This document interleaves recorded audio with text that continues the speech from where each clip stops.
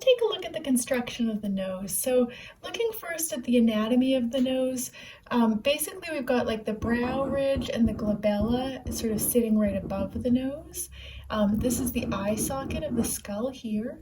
And then we've got the nasal bone, so still part of the skull, making up the first sort of portion of the nose.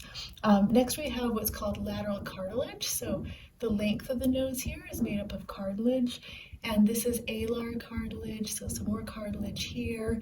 And the wings of the nose are alar fat. And then we've got the septum here sitting right between the nostrils.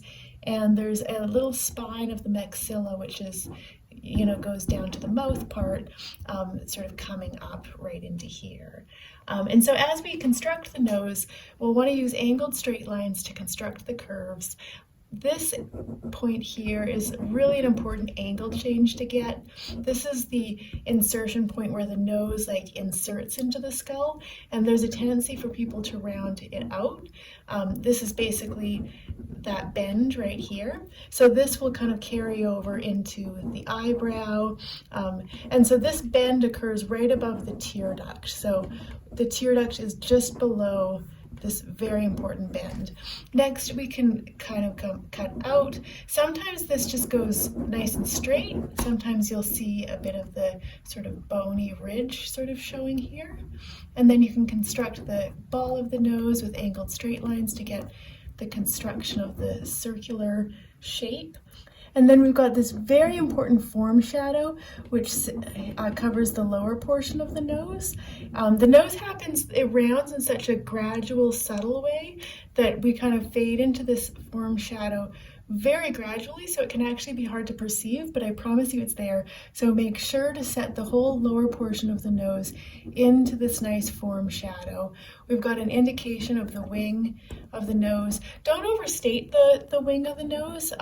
Instead, you'll want to kind of render the different planes. The side plane of the nose, look for a different tone to the front plane of the nose.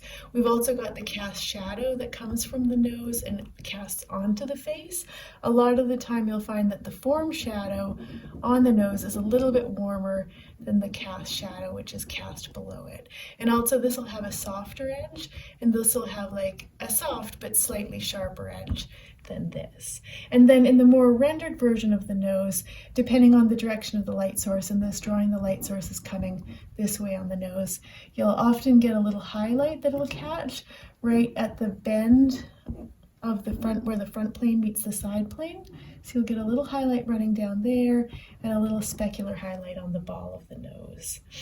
Also, the nose from a profile sits half on and half off the face. So if you kind of divide the horizontal distance of the nose in half, that'll take you to the philtrum of the mouth. So you don't want to place the philtrum of the mouth back too far. That'll make the nose look too big. Another thing is if you place this insertion point too high, which is kind of common, the nose will look too long. So you really want to watch that you're placing this very important angle change just above the tear duct. And so from the 3/4 nose, we've got the same considerations.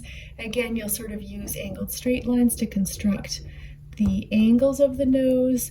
You'll get that very important form shadow that runs down the bottom part of the nose. You'll get the cast shadow of the nose being cast onto the face. And when you describe the holes of the nose, don't do it as like a big circle pig nose.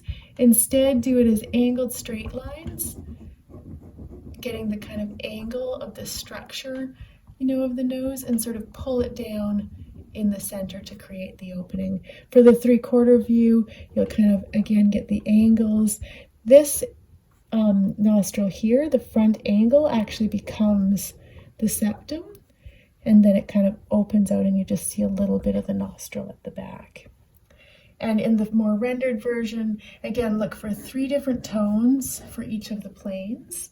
Get the form shadow, very important, the cast shadow, and then that specular highlight running down the edge of the nose and on the ball of the nose.